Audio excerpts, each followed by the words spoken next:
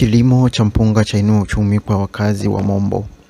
Mafanikio hayo yamedhihirishwa wakati wa kikao cha mwaka cha wanachama wa ushirika na skimu ya umwagiliaji wa Mombo kilichofanyika leo tarehe 16 mwezi Aprili 2026, ambapo mwenyekiti wa ushirika huo ndugu Samson Mwende alibainisha mafanikio hayo wakati akisoma taarifa yake kwa wanachama hao.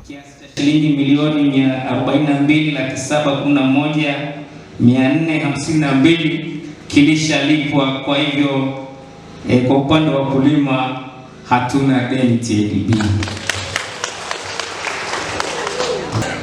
Tumeweza kujenga jengo jipya la mashine la kukobolea mpunga na uwekaji wa madaraja ya mchele kiasi cha shilingi milioni 34,351,150. Jengo lenyewe ni hili ambalo tumekaa leo tukilitumia kwa mkutano wetu.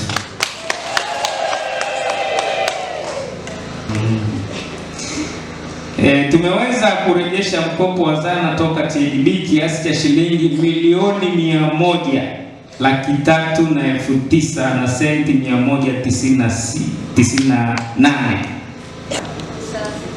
Kuchavanga mashamba ya kulima kwa kutumia zana zetu wenyewe, hivyo kuongeza kipato cha ushirika na kwenda na kalenda ya msimu. Lakini pia usimamizi wa miradi ya ushirika inaendelea kusimamiwa kikamilifu, hivyo kuwa na ongezeko la mapato kwa asilimia 86. Uwepo wa ongezeko la mapato ya ushirika kutokana na uwepo wa ofisi ya NMB wakala imesaidia sana. Mambo ambayo tunaweza tukajivunia kwamba tumefikia malengo kwa kipindi cha mwaka huu yako mengi, lakini naweza nikataja hayo matatu kama ifuatavyo. Jambo la kwanza, tumefanikiwa sana kukuza uchumi wa ushirika kwa maana ya kuongeza mapato. Kama ambavyo tumesikia kwenye taarifa zetu pale, kwa kipindi hiki cha mwaka huu tumeweza kuwa na ziada ya shilingi milioni 77 kando ya matumizi makubwa ambayo yalikuwa yamefanyika. Lakini pia tuna jambo ambalo tunaweza tukalisemea kama ni mafanikio yetu makubwa ambalo mwaka huu tumefanya. Jengo ambalo tumeweka hapo kwa ajili ya mashine za kukobolea mpunga na kuweka madaraja ya mchele limegharimu fedha nyingi kwa sisi wakulima kiasi cha milioni 43. Ni kweli halijaisha, lakini tunatarajia hivi karibuni tutalimaliza. Na hapo tutakuwa tumefanikiwa sana kwa sababu wakulima wetu walikuwa wanapanga mstari mrefu kwa ajili ya shughuli za ukoboaji. Lakini jengo hili litakavyokamilika ndivyo ambavyo tutaweka mashine, na kwa hiyo changamoto ya foleni kwa wakulima itakuwa imekwisha. Lakini lingine ni matumizi ya zana za kisasa katika shughuli zetu za kilimo. Tumeweza kununua trekta, tumeweza kununua rota, tumeweza kununua combine ambazo zinasaidia sana kwenye shughuli za uvunaji wa mpunga, lakini pia kuandaa mashamba kwa maana ya kuchavanga au paddling. Hizo trekta zitasaidia sana na wakulima wataweza kwenda na kalenda kwa mafanikio makubwa sana.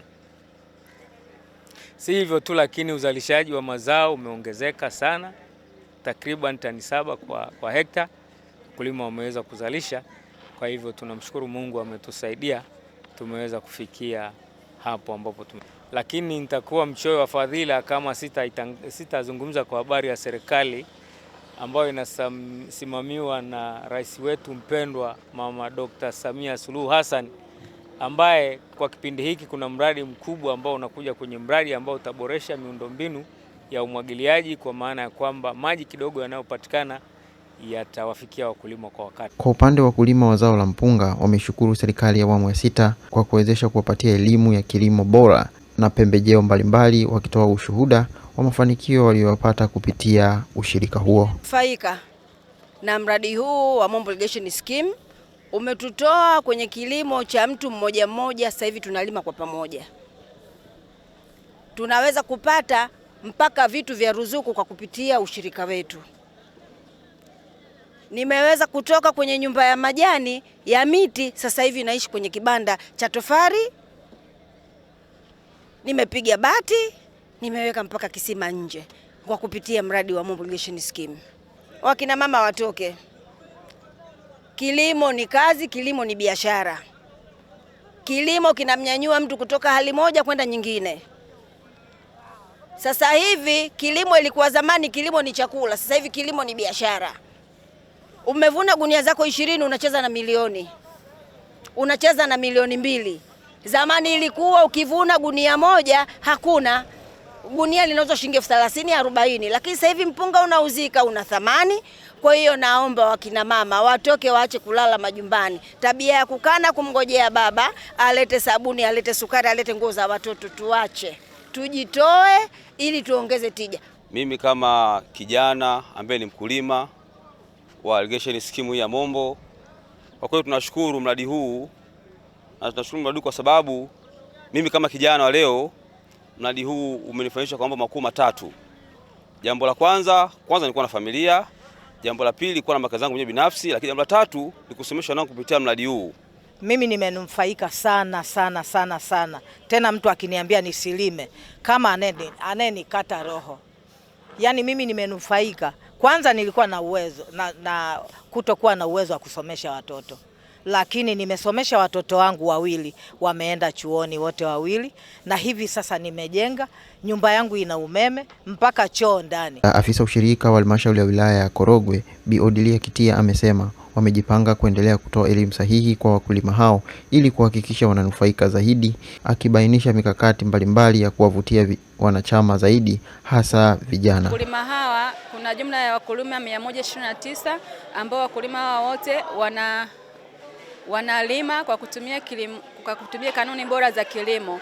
Pamoja na kuongeza uzalishaji huo, vile wameweza kuzalisha kutoka tani 5 mpaka tani 7 kwa mkulima mmoja. Uzalishaji wao unazingatia mnyororo wa thamani, kwa maana ya kwamba wanaanzia shambani, baada ya mavuno hupeleka mpunga wao ghalani ambapo huhifadhi, na vile baada ya kuhifadhi wana mashine za kusindika na kupanga madaraja ya mchele.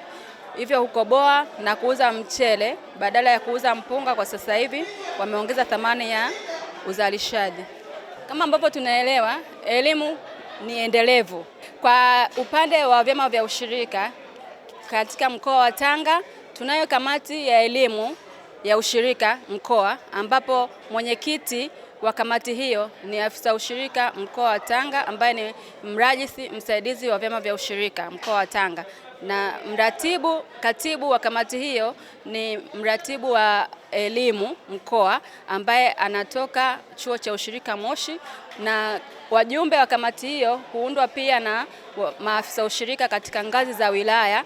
Kwa pamoja hutengeneza mpango wa elimu kuweza kuwafikia wanachama na viongozi wa vyama vya ushirika kimkoa. Serikali kwa maana ya kuongeza ushiriki wa vijana katika ushirika huu wa umwagiliaji skimu ya Mombo, ushirika huu umeweza kupata mradi wa P4R.